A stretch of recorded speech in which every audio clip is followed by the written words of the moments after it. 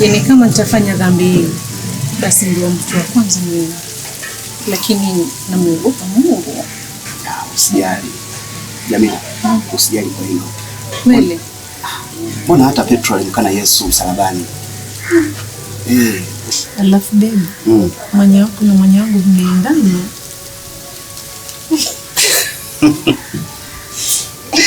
Unajua Jamila una matatizo wewe. Kwa tena una matatizo. Kweli. Kwa nataka kusema Mungu fundi. Sana. Kutengeneza. Mungu anajua kuumba.